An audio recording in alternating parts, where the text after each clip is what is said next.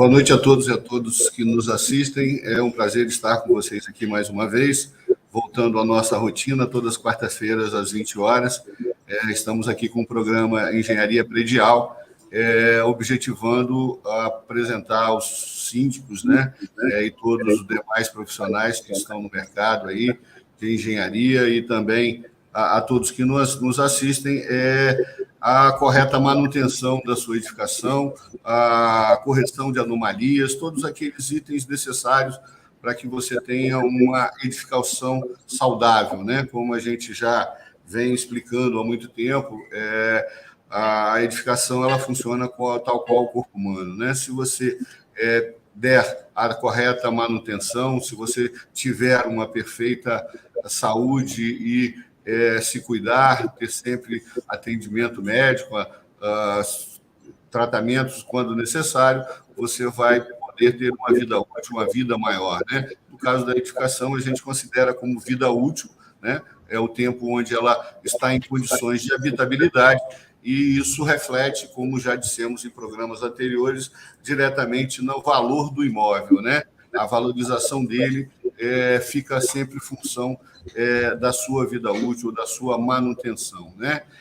Hoje nós temos um prazer de estar aqui com o engenheiro eletricista, né, Fernando Adiné, e vamos tratar de um assunto bastante importante na edificação, que são as instalações elétricas, né?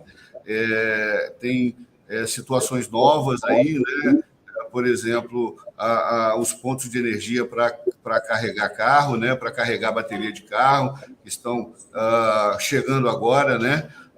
E aí começam a dar ao síndico aquela sensação de necessidade de algum investimento. Nós temos também em foco aí a questão da geração de energia através de equipamentos solares, e diversas outras.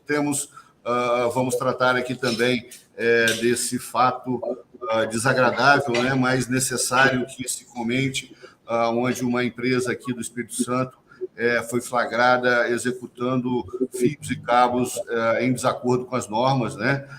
Isso já causou um incêndio lá em Aracruz, agora, o ano passado, e isso desencadeou uma análise desse material, e aí a gente também vai tratar disso, né? Mas, de antemão, em primeiro lugar, agradecer ao nosso parceiro da TV Síndico Online, o Sérgio Craveiro. Ele está nos bastidores, hoje não está participando conosco, e já pedi ao Fernando para fazer uma breve apresentação do seu currículo, para a gente poder começar efetivamente a trabalhar. Fernando, por favor. Boa noite, senhor. Boa noite a todos. Eu trabalho só há 40 anos na área, 41 anos na área.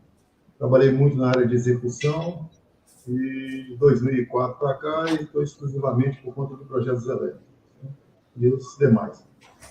Então, eu tenho visto aí muita coisa boa, mas também muita coisa bastante desagradável no mercado, e a gente está aí para tentar achar as soluções necessárias, principalmente para esses casos, né?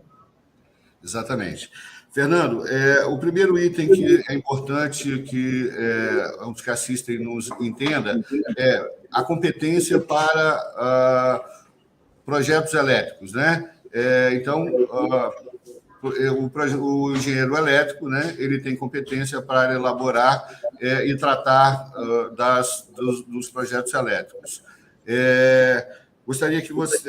eu, inclusive, hoje, como sou inspetor-chefe do CREA de Vila Velha, consultei o CREA sobre a possibilidade do engenheiro civil, até porque, quando eu formei, a orientação que eu tive é de que eu poderia tratar de assuntos relacionados à baixa tensão, né?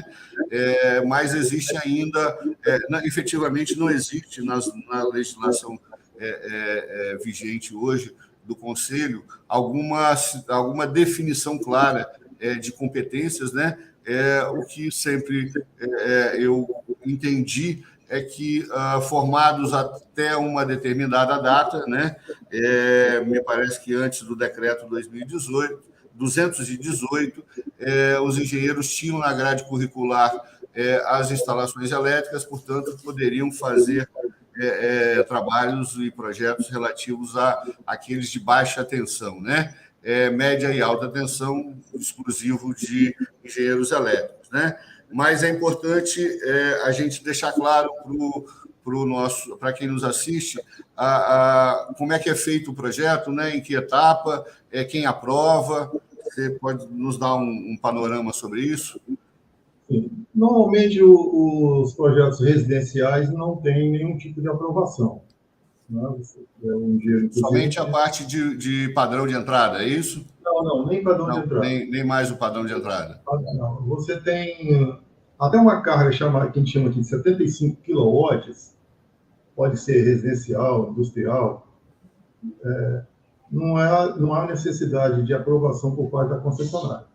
Certo. E também parece que o engenheiro civil ele pode assinar até esse valor, tirar a RT até 75 kW. Né? Okay. Então, nesse caso, normalmente são as edificações individuais. Sim. Ou até familiares, né? Até pequenas edificações de 3 ou 4 apartamentos também podem ser feitas, porque a concessionária aqui também não exige a aprovação de projetos até esse limite de 75 kW, individual ou coletivo. Respeitando, no caso, que existe um outro fator, que é a demanda, que não pode passar de 60 kW, e de altura. Prédios superiores a 9 metros de altura, 12 metros de altura, independente do número de caixas, passando de 1, precisa de aprovação de projeto. Seriam aqueles que estão dispensados do projeto de prevenção e combate a incêndio e pânico, seria isso? Não, porque você pode ter um projeto de pânico aí que é inferior até 900 metros quadrados, não precisa, né? Sim. Mas tem um limite também relacionado à altura também, com relação ao bombeiro. E a Celsa segue essa orientação do bombeiro. Passou de 12 metros de altura, é necessária aprovação independente do número de caixas a partir da segunda. Entendi. Então, existem algumas coisinhas que a concessionária pede no local, né? Aliás, são 2 concessionárias no estado. Né? Tá. Para edificações, então, com mais de 4 pavimentos, o projeto elétrico ele é elaborado pelo engenheiro eletricista, né? E levado à concessionária, no nosso caso aqui, a EDP, para aprovação, é isso? Exatamente. Mas eu já vi casos em que aceitam até engenheiro civil também, técnico de eletricidade também está podendo assinar o projeto. Okay. Né? Então, quer dizer, parece que abriu um leque aí que o engenheiro eletricista ele não está sozinho, não. Tem outras coisas aí. Com relação ao projeto, efetivamente, depois de aprovado, a Excelsa, né, a IDP, que é a concessionária, ela tem o cuidado de arquivar uma cópia, não é isso? Muitos dos empreendimentos... Agora, ela está tendo até esse cuidado, porque todo o processo é feito online, né? Aqueles processos que eram feitos via papel, a maioria já foi embora. Perdida, ela não arquivou. Entendi. Então, você hoje não consegue, inclusive até você não tem mais a facilidade que você tinha antigamente para conversar na EDP, porque o escritório de Vitória praticamente virou só um escritório da matriz de São Paulo, então você não tem mais aquele acesso que a gente tinha de solicitar, está um pouco mais difícil fazer isso. Então, de 4 anos para cá, agora tudo é online. Então, o certo é o engenheiro que fez que manter o seu arquivo. Se depender da EDP, vai ficar difícil. O que a gente observa, a grande dificuldade da maioria dos síndicos, né, é que a gente, por exemplo, quando a gente vai fazer o laudo de inspeção predial, a gente solicita todos os projetos, né? Arquitetônico e bombeiro, você tem sempre a prefeitura e o Corpo Bombeiro já arquivando, na grande maioria das vezes, né? Exceto uma situação ou outra. Mas o elétrico sempre muito importante, então, às vezes, não teremos acesso a ele, né? Só os mais recentes. Exatamente. Ok. Veja, um outro detalhe importante que a gente, ao vistoriar as edificações hoje, tem observado, são duas situações importantíssimas que eu gostaria que você falasse sobre elas. Primeiro, disjuntores ainda, aquele disjuntor preto, né? Que não é ainda o disjuntor DIN, portanto, já completamente fora de norma, e cujo esse disjuntor antigo é muito mais perigoso, né? Em termos de choque, em termos de até sensibilidade para proteger as instalações, não é isso? Os disjuntores pretos, que a gente chama de norma NEMA, que é a norma americana, né? Hoje que a gente está usando o branquinho, é a norma europeia, DIN, esses pretos, eles têm uma qualidade inferior realmente ao que são usados hoje. E não é que eles estejam assim fora de norma, porque eles foram fabricados dentro de uma norma. Sim, a norma é que mudou, né? Então, você não, por exemplo, você não é obrigado a trocar esse disjuntor se você tiver. Entendi. Entendeu? Mas, efetivamente, ele não protege como deveria, Mas né? ele tem uma qualidade inferior, a tecnologia dele já é uma tecnologia inferior a esses novos que estão no mercado aqui, que atendem mais a nossa norma, a nossa necessidade atual. Mas não é que eles estejam fora de norma. Você não pode obrigar o cara a trocar. Mas se puder, à medida que ele vai deteriorando, vai ficando mais velho, tudo, é bom trocar já pelo novo, mesmo porque você não vai achar mais no mercado para trocar esse disjuntor. Sim. Né? Então, é a mesma coisa da lâmpada incandescente. Você é obrigado a trocar? Não, mas você não acha mais para comprar. Então, você vai ter que se adaptar ao LED. Então, mas para o nosso síndico, o nosso leigo, entender, a função do disjuntor é basicamente proteger as instalações, correto? A proteção básica do disjuntor é o curto-circuito. Né? Houve um curto-circuito, para ele desarmar. Essa é a função básica do disjuntor. Né? Sobrecarga, aquecimento, a tendência dele é desarmar. Aquecimento também ele desarma, mas ele não tem a velocidade para desarmar de um curto-circuito. O curto-circuito desarma rápido. O aquecimento ele demora, ele aquece até desarmar. Mas a finalidade principal é a proteção contra o curto-circuito. Ok.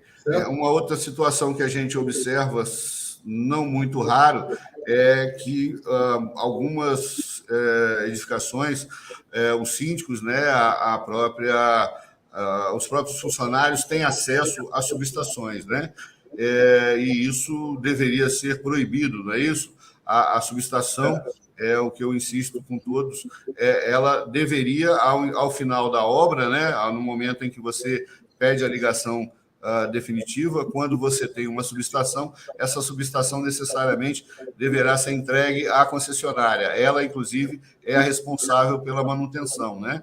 E aí, às vezes, a gente vê, por exemplo, prédios da Mata da Praia, onde o condomínio tem acesso, inclusive não só acesso, né? Outro dia nós nos deparamos com uma situação onde os 4 medidores de energia eles eram dentro da subestação, né? Então, a pessoa que faz a leitura do relógio necessariamente tem que entrar dentro da subestação. Isso é um risco grande, correto? Correto, porque primeiro vamos só separar duas coisas. Quando você tem um conjunto de proteções e transformador de uma edificação individual, a gente chama de subestação. Mas quando passa isso ser de uma unidade coletiva, a gente troca esse nome de subestação para câmara de transformação. Então, quando você está na edificação coletiva, câmara de transformação. E está na norma da IDB, né, que o item 6.1.8.j, que essa câmara de transformação, a partir do momento que ela é ligada na rede da concessionária, ela passa a pertencer ao patrimônio da concessionária. Então, ela é responsável por ela e, algumas vezes, ela coloca até na placa um cadeado e uma etiqueta dizendo que é chave em poder da concessionária. Então, quer dizer, essa é a coisa certa a acontecer. A concessionária ligou, lacrou e vai embora. E não deixar a chave no condomínio, porque eu já vi várias vezes, você abre essa licitação, está lá com material de limpeza, um monte de coisa dentro. Exatamente. não é? Então, Isso. quer dizer, por norma, as câmaras de transformações têm que estar com a chave na concessionária e não de posse do condomínio. Isso. Inclusive, é comum botar... houve um caso aí, eu já vi um caso assim, né? O cara tem 2 vagas de garagem, mas comprou 3 carros, ele vai e bota na porta de subestação, assim, da câmara de transformação. Eu não estou nem aí. Lembrando, então, só ressaltando, senhores síndicos, aquela subestação onde você tem acesso, ela necessariamente não pode acessar. Existe um risco, não é isso, Fernando? A energia, em média, em alta, ela pode gerar um risco à saúde daqueles que tiverem acesso, não é isso? Por mais que as partes metálicas são todas aterradas, mas a gente não vai confiar numa coisa dessa. A gente sabe que é feito o teste quando liga, mas nos prédios mais antigos, houve um intervalo de tempo em que a EDP, no caso aqui a EDP, ela não só tomava conta da câmara de transformação, também como ela equipava, ela trazia todo o equipamento, ela que instalava. Depois, pararam com isso, passou o ônus da construção ser da construtora, mas essa norma que diz que ligou, passa a pertencer à ADP, continua. Então, quer dizer, é de responsabilidade da concessionária lacrar e não deixar na mão do condomínio. Mas ainda existe prédio que não, a EDP hoje ela está fazendo, visitando algumas edificações antigas e apresentando um contrato ao síndico pedindo para transferir a posse da subestação para ela dar manutenção. Alguns condomínios antigos estão recebendo essa carta. É exatamente isso que eu tenho orientado, né, a todos os síndicos onde a gente observa que não foi feito isso lá atrás por algum motivo, né? Nós fomos contratados recentemente para acompanhar uns serviços numa etapa de Itaparica ali, quase 1.000 apartamentos, e esse condomínio, todas as subestações, salvo engano, 4 subestações ou câmaras de transformação eles tinham lá dentro, e todas elas o condomínio dava ainda manutenção, né? Então, nós buscamos informar a Excelsa, solicitar a Excelsa esse contrato de concessão, né, de entrega, né, da Câmara de Transformação, e a Excelsa assumiu e fez o contrato e passou a dar a manutenção. Então, isso é bem claro, isso não é um local onde qualquer pessoa possa ter acesso. Somente uma pessoa extremamente capacitada, um eletricista competente pode, inclusive treinado para isso, né, pode fazer acesso a essas subestações. Correto, Fernando? Correto. Mas, de qualquer maneira, né, a manutenção é por conta da concessionária. Então, na verdade, nem a eletricista pode entrar lá. Okay. Só com autorização dela, né? Só com autorização dela, exatamente. Um outro detalhe que a gente observa muito também ultimamente, Fernando, é a questão da instalação do split, né? A gente sabe que todo split é 220, e inclusive em empreendimentos onde o apartamento menor tem apenas uma fase, né? É monofásico o relógio, né? Você vê lá diversos splits instalados. Além da questão da fase que você não sabe de onde apareceu, né? Que às vezes pode até ser o transformador, mas você nunca acha esse transformador nas instalações. Com certeza está sendo buscado uma fase onde não deve. Você também tem um desequilíbrio de fase que pode causar um comprometimento das instalações, correto? Correto. Existe até acho que uma marca ou duas que conseguiu fazer até um split monofásico, justamente para tentar atender esse tipo de instalação de prédios antigos, né? Mas a maioria hoje que era monofásico, eles colocam realmente um transformador para jogar por 220 lá. Não está muito se preocupando também com a carga, apesar de que hoje o split, em relação àquele de parede, né, ele tem um consumo menor. Sim. Então, é uma certa vantagem também com relação a isso. Mas, de qualquer forma, vai gerar um desequilíbrio de fase, né? Então, a instalação... Se não for programado, né? Se não já tiver aquela tomadinha antiga do ar-condicionado de parede, porque às vezes muitos prédios o cara colocava um ponto de ar-condicionado só um quarto maior, vamos dizer assim, apartamento de 2 quartos, um quarto menor e um maior. Então ele colocava o seu maior. Sim. Aí o cara vai querer botar no outro. Quando vai botar no outro, vai fazer como? Vai puxar da onde? Não só do outro, como da sala, né? E aí vai se acrescentando o problema, né? Aumentando o problema, né? Porque o desequilíbrio de fase é um negócio sério na edificação. Sim. E, sem dúvida, isso é risco de incêndio, né? Uma vez que vá a sobrecarga na rede, ela vai gerar um aquecimento maior, né? Então, você começa a ter o risco de incêndio, correto? O primeiro aceno para a coisa é você já olhar, às vezes, o terminal numa chave geral, começando a oxidar.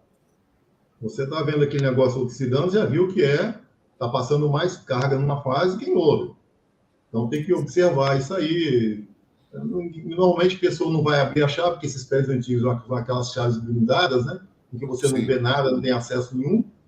Hoje em dia, tudo é no disjuntor, você vê. Mas, antigamente, fica fechado. Você só vai ver o problema quando ele aparecer. Exato. E veja, só ressaltando aos síndicos que isso não está restrito à unidade privada, né? Todo esse desequilíbrio, ele vai sendo transferido também para o condomínio, nos barramentos e tudo mais, correto?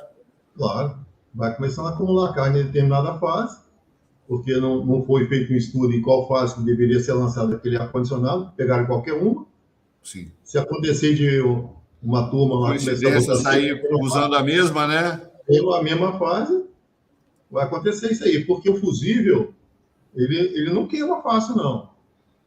O fusível, ele tem, esses fusíveis dessas chaves antigas, ele tem uma areia dentro que dissipa um pouco o calor, tá certo? Então, ele mascara o problema, porque ele não vai abrir, porque o fusível também, assim como o disjuntor, ele vai operar em curto-circuito, não é aquecimento.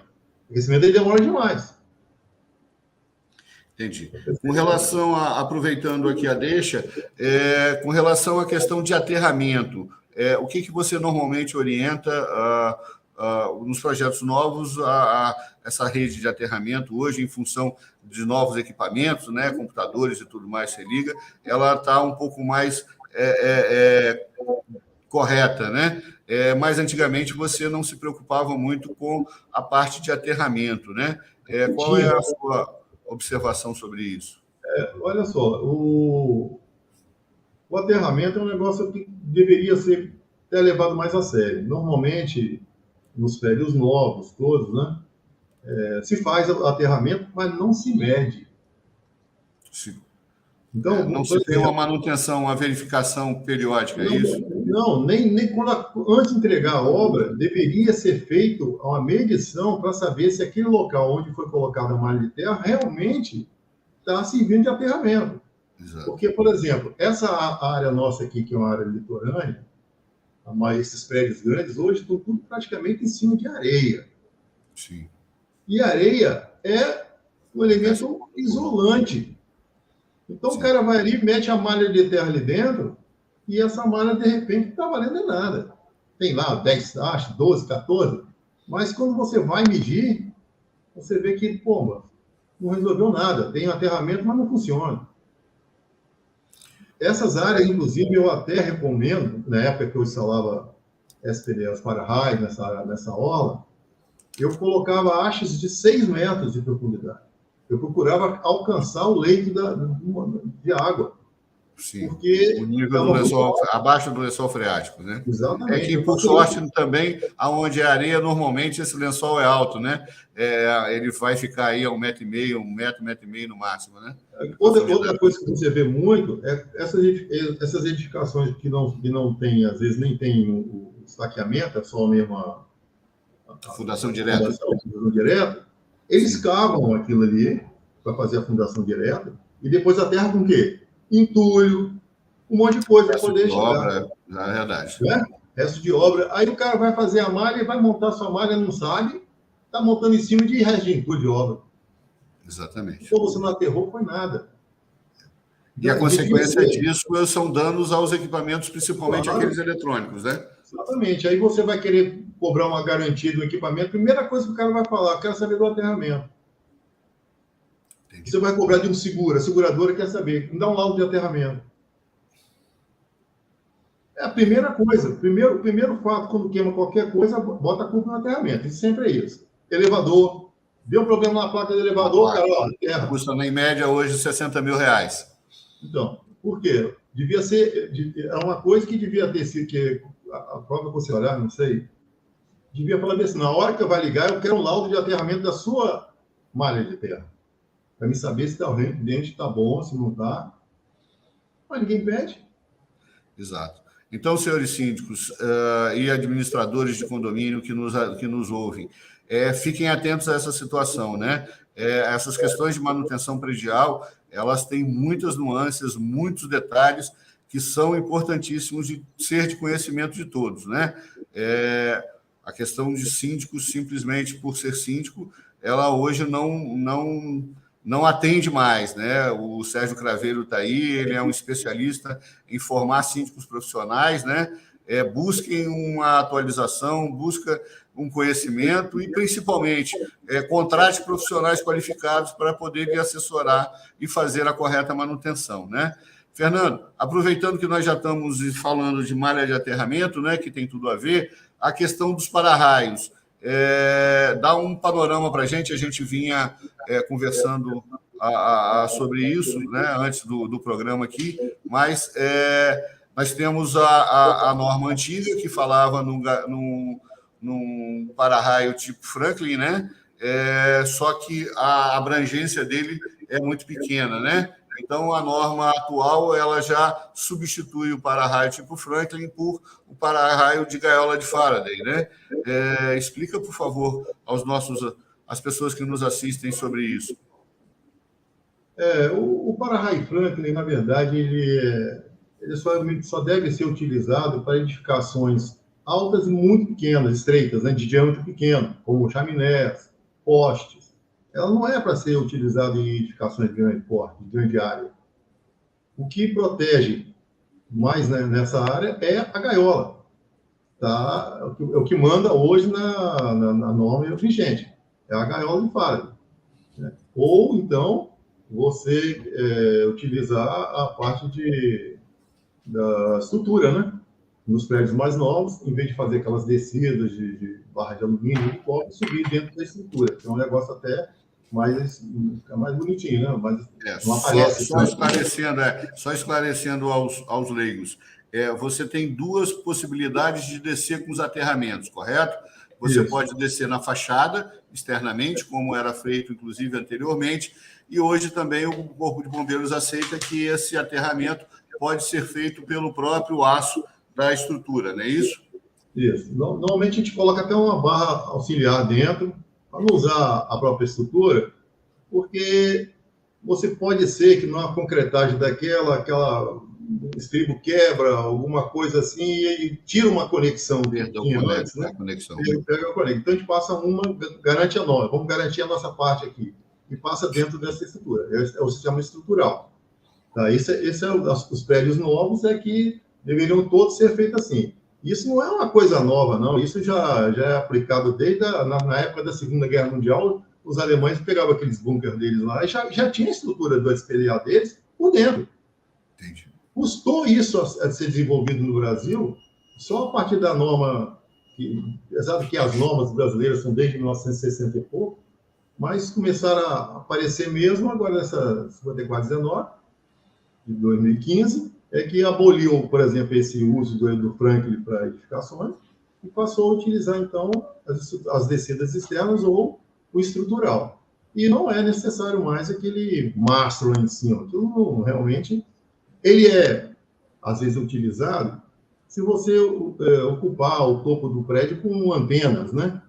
Sim. Então, se você tiver antenas, então aí você coloca o mastro daquele para ficar acima das antenas. As próprias antenas. E próximo ao aeroporto também, né? Onde você tem que ter a iluminação. Mas onde realmente necessita de sinalização visual. Aí você coloca isso aí, né? Tem isso, mas está previsto. É previsto no Corpo de Bombeiro até que fala sobre esse negócio aí. Ok. Agora, com relação, só para esclarecimento aos leigos também, nós temos a situação, a diferenciação para que os síndicos entendam, o Franklin é aquela haste que está normalmente em cima da caixa d'água, né? E o gaiola de Faraday, que é o que a norma preconiza hoje, ele percorre toda a periferia externa do prédio, correto? Portanto, ele dá uma maior proteção. Exatamente. Agora, os prédios mais antigos, fica às vezes até difícil de você aplicar essa norma pelas condições da arquitetura, né? Mesmo porque essa norma também, ela diz que vamos dizer assim, de 4 em 4 andares, o correto é você fazer um anel interligando todas as na periferia, né? Isso. Fica um negócio complicado de você fazer isso. Nos casos dos prédios mais antigos, onde você não tinha afastamento, né, você não vai conseguir fazer o contorno dele, é isso?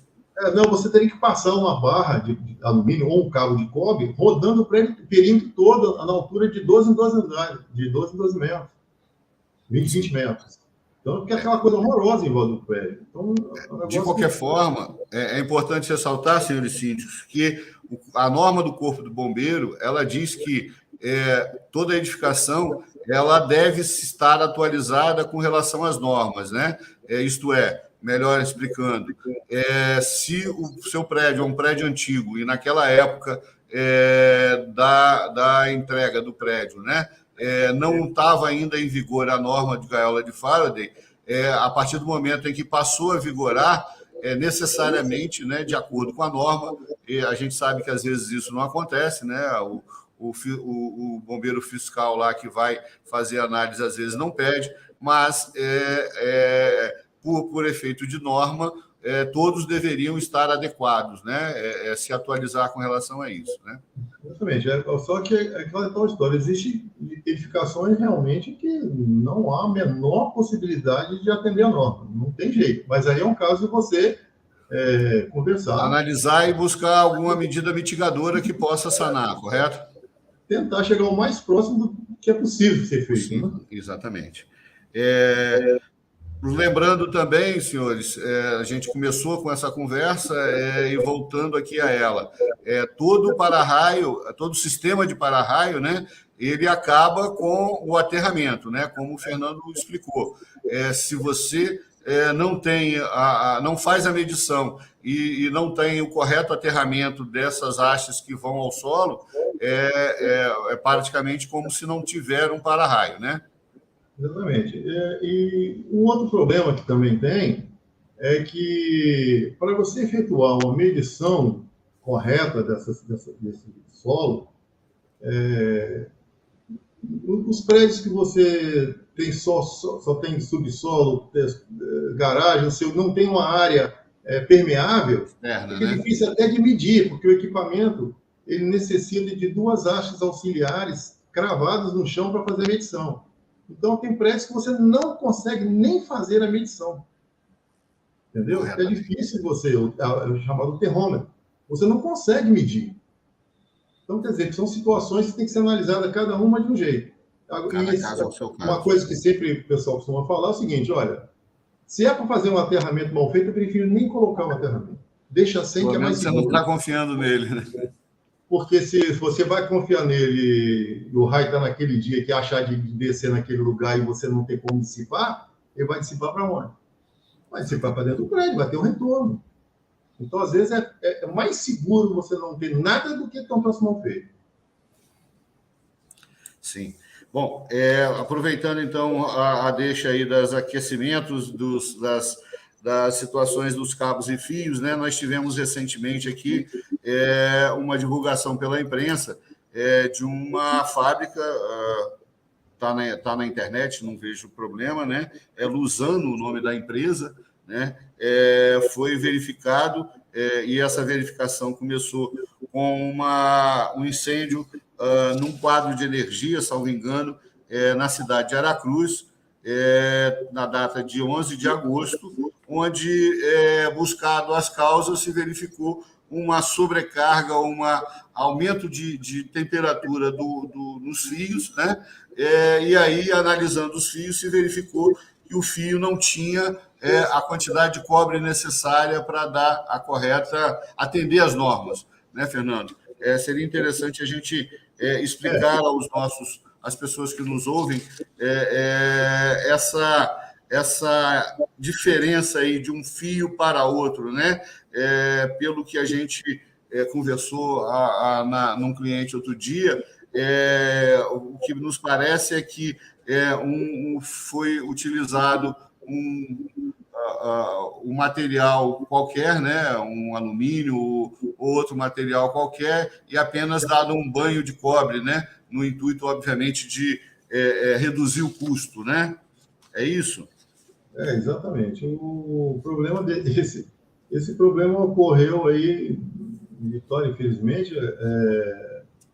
O que faz esse fio trabalhar com materiais que não sejam adequados e normatizados é que, evidentemente, ele vai ter uma condutibilidade menor do que o que teria que ter.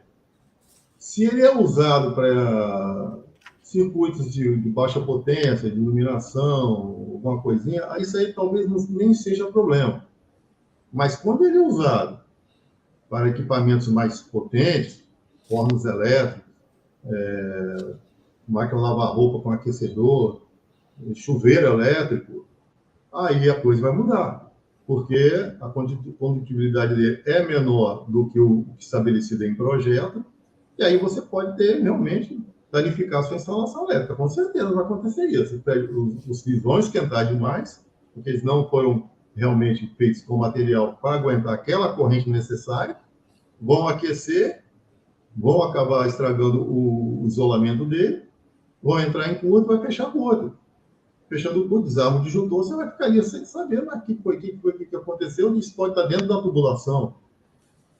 Apesar dos fios serem chamados de anti-chama, ele pode ser anti-chama, mas vai estragar as coisas que não são anti-chama. Por exemplo, a mangueira que está dentro da laje, ou exposta em lugares que seja rebaixo de gesso, né? O quadro de disjuntor, né? Isso aí ele vai aquecer, ele não vai, quando fechar o curto é porque já estragou a fiação toda. Então, as edificações que foram feitas com esses fios devem tomar cuidado nesses circuitos de barra pesada, né? Sim. Esse sim, talvez seja recomendado a substituição. Os demais, que são realmente pouca carga, faz uma medição local, vê se a corrente que está passando naquele circuito está realmente em algum valor alto ou não. Se não tiver, pode deixar, não tem problema. Agora, os circuitos de pouca carga seriam iluminação, basicamente, não é isso? Iluminação em tomada simples, né? Tomada agora, simples. Carga pesada, eu sugiro a substituição, com certeza. Apenas para conhecimento, isso está divulgado aí na internet pela própria Assembleia Legislativa. Existem mais de 2.000 compradores desses fios, inclusive uma suspeita de que algo em torno de 60 construtoras utilizaram esse material, né? Isso não é de ontem, né? Isso já vem de algum tempo, que inclusive, pelas notícias que a gente viu na própria televisão, o proprietário já tinha sido preso uma vez, pagou fiança, depois saiu, voltou a reincidir no mesmo crime. Então, não é só daquelas edificações que estão ficando prontas agora. Muito provavelmente, já há vários anos, esse material está aí no mercado com problemas, né? Mas, para ser mais preciso, né, pelo menos a informação, nós temos aí 2 construtoras que estão no foco, onde já se identificou a utilização. Inclusive, uma delas é um prédio da Kemp, ali em Itaparica, que teve, inclusive, sua entrega adiada, porque foi exigido dele a substituição dos cabos, né? A outra empresa que está no mercado, aí, segundo consta nesse material aqui, divulgado pela Assembleia Legislativa, é a empresa Vivace. Eu, sinceramente, não sei qual é o empreendimento dela, mas aqueles que estão nos ouvindo, fiquem atentos a essa situação, observem se há um aquecimento, uma sobrecarga, né, um aquecimento nas instalações, né? Isso significa que, muito provavelmente, o fio utilizado para esse trabalho não atendia às normas, correto? Correto, isso aí. Pior que a gente ainda não sabe qual foi o grau de impureza que estão nesses fios, ainda não foram informados, a gente não sabe Eu acho que não houve nem análise ainda, né, por parte da polícia sobre isso. Pelo menos não foi Quantos por cento a divulgado. menos um fio desses aguenta em relação ao normatizado, né? Para a gente poder realmente ter ideia. Porque pode acontecer que, às vezes, você, num apartamento, a única carga pesada que tenha seja o chuveiro, mas o cara toma um banho tão rápido que não nota. Sim. Entendeu? Mas só que isso, com o tempo, o isolamento dele vai acabar estragando, porque ele vai passar da temperatura de trabalho. Uma consequência imediata desse tipo de instalação dessa forma, Fernando, seria a queima dos equipamentos, né? Queima do chuveiro, queima de uma lâmpada, coisa né? também que ninguém se preocupou ainda, que também tem que ser levado em consideração, já que foi adulterado os condutores, a parte metálica, e a parte de isolamento, será que foi também? Entendeu? Será que aquela capa lá, ela é realmente a que tá, ou o cara botou qualquer coisa ali em cima só para tampar? Aí é pior ainda, porque ela não vai atender a temperatura de trabalho. Se o objetivo era reduzir custos, né? Vai que essa temperatura de 70 graus, nem 70 graus aguenta. Entendi. Entendeu? E se o equipamento. E se não é anti-chama aquilo? Então, quer dizer, lembrando de um caso emblemático que nós tivemos aqui há alguns anos, né? Aquele marketplace, né? Que é hoje ali um supermercado na Reta da Penha, né? O isolamento termoacústico das telhas, que deveria ser anti-chamas, não era, né? Uma solda botou fogo naquilo tudo, né? Exatamente. Então, só exemplificando para os senhores que estão nos assistindo entenderem que as coisas acontecem, né, por irresponsabilidade, e depois não queiram trazer isso como tragédia, né? Porque, na verdade, não é. Isso, na verdade, se trata de um crime, né? Já devia ter sido feito esse laudo, já devia ter informado, e para poder todo mundo ficar atento, né? Ó, aconteceu esse conflito e o isolamento é assim. Já tem ideia logo para poder. Porque não é um negócio difícil de fazer. Isso é fácil de fazer. Eu não acompanho, eu não tenho informação mais precisa, nem da Assembleia e nem da própria polícia, né? Mas, pelo que a gente observa, a coisa está sendo tratada apenas a nível policial, né? Quando, na verdade, já deveria ter uma equipe técnica, né? Contratada para essa avaliação e as recomendações corretas. O Inmetro, né? O próprio Inmetro, levar o Inmetro. O Inmetro, o próprio CREA aí, vamos lá, doutor Jorge. A gente precisa chegar junto aí da polícia e da Assembleia e ter aí um acompanhamento nos nossos engenheiros, nossos profissionais da área de elétrica, para poder orientar corretamente a população, né? O objetivo nosso no CREA agora é não só mais arrecadar, né, como o nosso presidente tem insistido, né, mas também apoio à sociedade, né? E eu acho que isso é um tema bastante importante para que fosse atualizado, correto? Certo. Fernando, um outro assunto que a gente também está tendo bastante demanda, né? Essa semana mesmo eu lhe busquei para isso, seria a questão da energia solar, né? Não só a energia solar, mas também a alimentação de tomadas para carros elétricos, né? Na verdade, uma coisa acaba estando um pouco atrelada à outra, mas vamos por partes, né? Geração de energia com o sol, né? Utilizando o sol como fonte, né? É possível numa instalação de uma edificação, principalmente uma edificação já existente, né? Já mais antiga? Olha só, com relação à energia solar, eu acho que é uma das coisas mais fáceis de instalar. Não é difícil. Praticamente, se você tiver uma edificação posicionada de tal maneira que você vai ter um bom rendimento solar, né? Praticamente é fácil de instalar. Porque você instala os painéis solares para atender a área comum. Exatamente isso que eu ia te perguntar. Nós estamos tratando aqui só das instalações elétricas das partes comuns, né? Apartamento não daria essa possibilidade. Você trazer um condutor lá das placas até um quadro disjuntor não é difícil. Tá? Em qualquer situação, os prédios novos, velhos, é fácil, não é complicado, não. Então, se você realmente tem o seu telhado posicionado estrategicamente, por isso que o ideal é você chamar uma empresa qualificada, uma empresa que está no mercado aí, né? para fazer essa avaliação, para saber se compensa o investimento para você ter uma redução do vai ser importante. O retorno vai ser realmente... às vezes você pega um prédio que está encaixotado em meio de 2 ou 3, aí não adianta. Não vai conseguir o tempo de exposição do solo. Vai ser muito pouco. Então, o ideal é você chama uma empresa qualificada, ela avalia e apresenta para você o estudo dizendo, compensa ou não compensa. A instalação normalmente não é difícil. Qualquer situação, mesmo prédio antigo. Ok. Agora, já entrando no outro assunto, tomadas para carro elétrico. Ainda falando sobre a energia solar, é possível você ter essa energia alimentando essas tomadas? Olha só, se você quiser só alimentar, não passar pela concessionária, é aquela outra história, só vai poder durante o dia.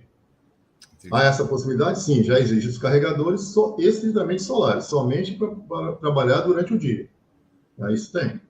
Você também pode usar esses equipamentos ligados também na concessionária. De dia, você vai usar a energia solar e de noite você usa da concessionária, um equipamento híbrido. Há a possibilidade também.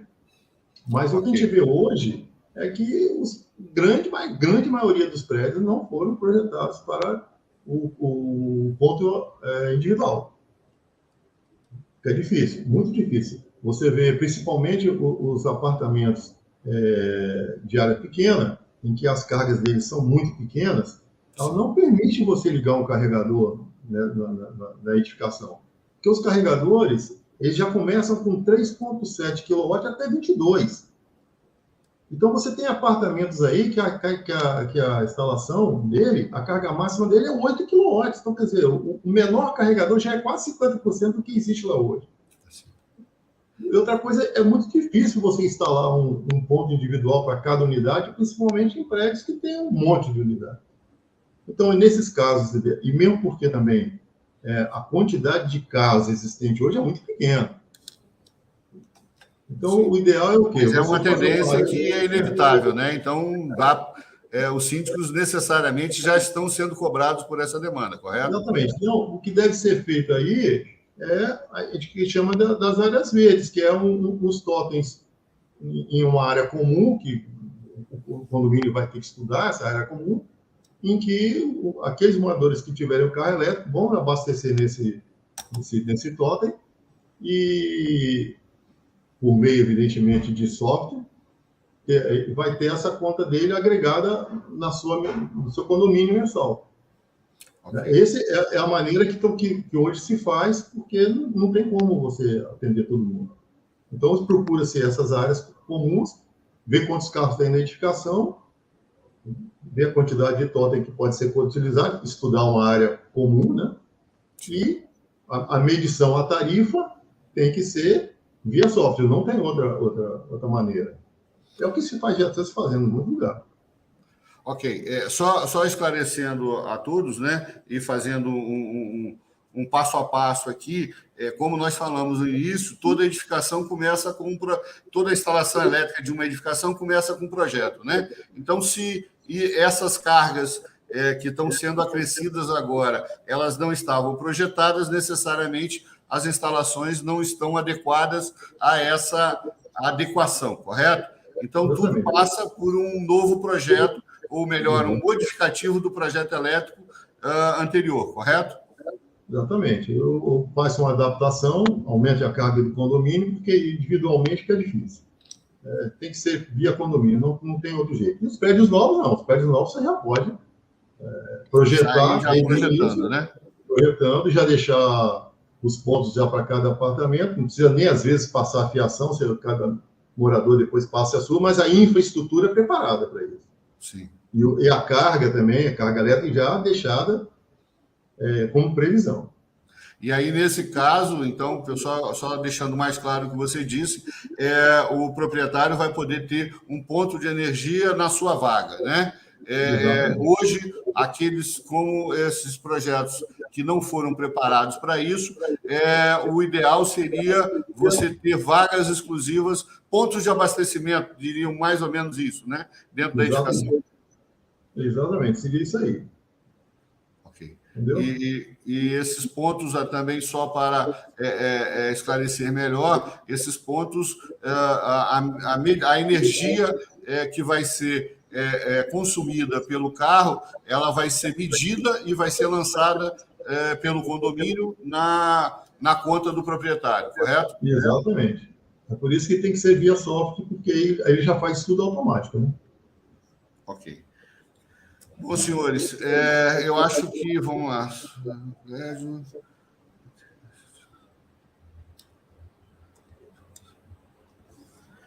Tem uma pergunta aqui sobre a parte da materiais utilizados no condomínio, a expedição de algum alvará. Veja, não existe, para efeito, Fernando me corrija se eu estiver errado, não existe um alvará para aprovação das instalações elétricas, não é isso, Fernando? Apenas e tão somente quando você comprova que a sua entrada de energia, né, está em acordo com o projeto, a concessionária faz a ligação. É isso? Exatamente. A parte interna é responsabilidade do engenheiro. A concessionária ela não olha isso, ela só quer saber da parte dela, a parte relativa à medição. Você, a dimensionamento, as cargas, isso aí é responsabilidade do engenheiro. Sim.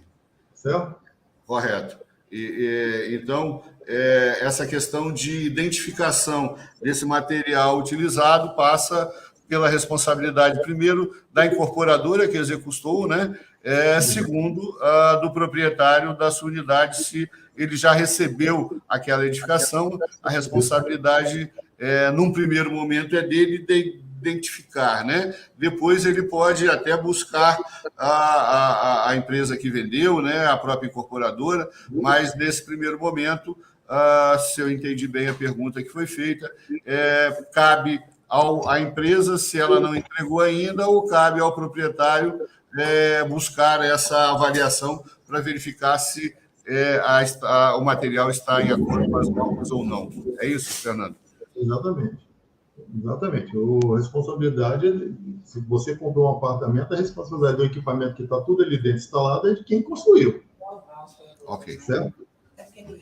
Bom, então, eu acho que os itens que a gente tinha a tratar aqui foram sanados, né?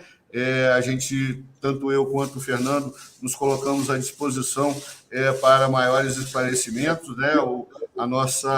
Nosso endereço de Instagram está aí.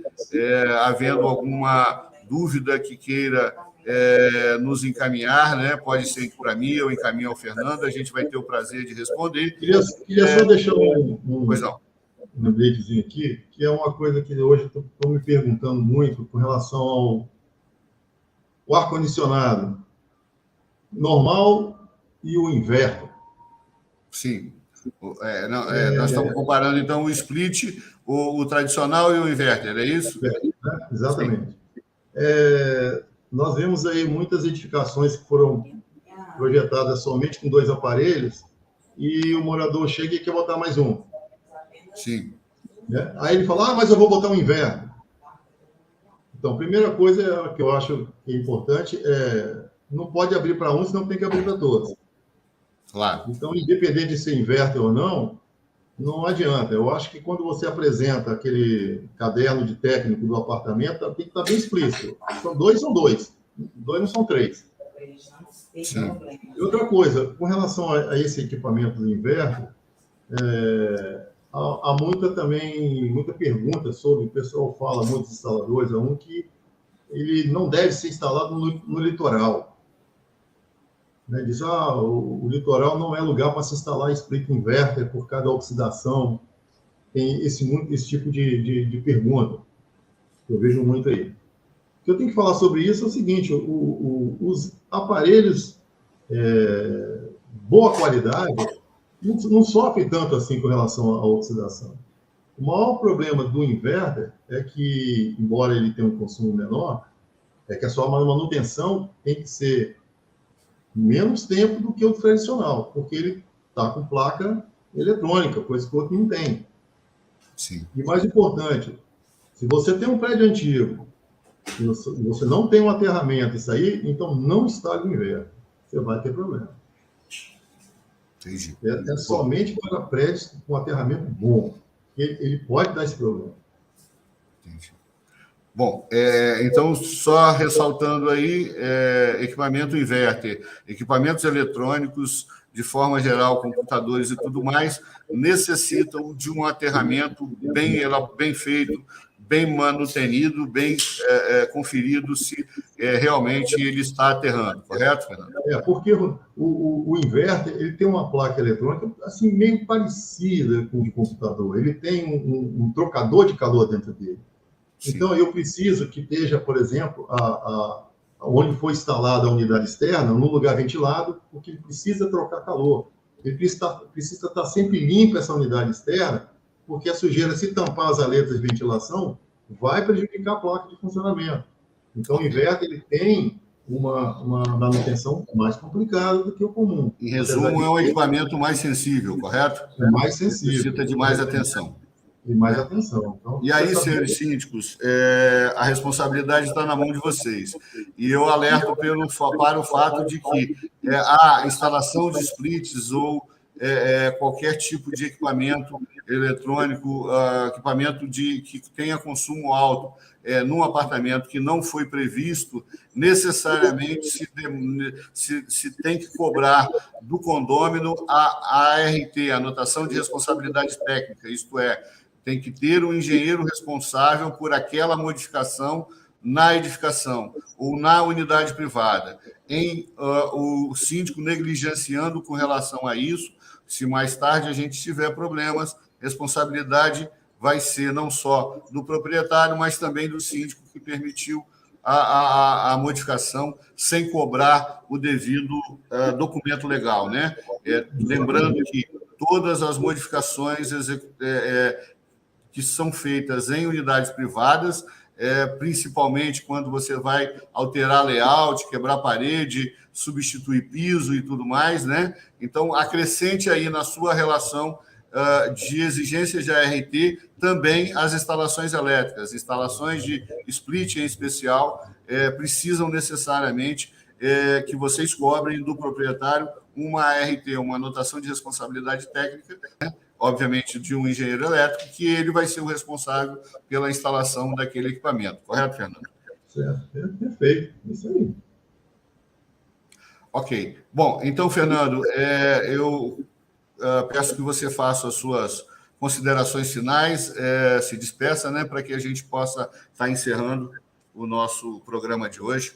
E já, desde já, agradecendo a sua participação aí, foi excelente e acredito que é bastante esclarecedor para aqueles que estão nos ouvindo.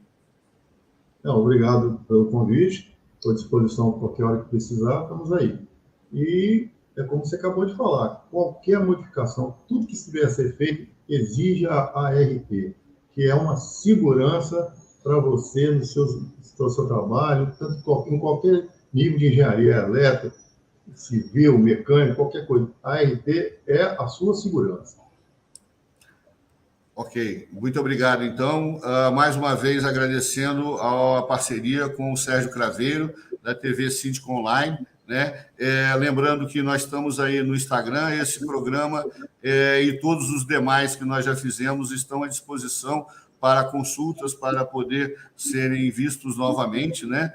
São materiais, você tem muito material técnico aí divulgado, e no próximo a gente volta com o tema da prevenção e combate a incêndio e pânico, né? Nós temos aí muitos itens nessa área que são negligenciados, manutenções não feitas, que colocam em risco a vida de muitas daquelas pessoas que vivem em condomínios, correto? Então, um grande abraço, um prazer, Fernando. Sérgio, que está nos ouvindo aí, muito obrigado. Uma boa noite a todos. Boa noite a todos.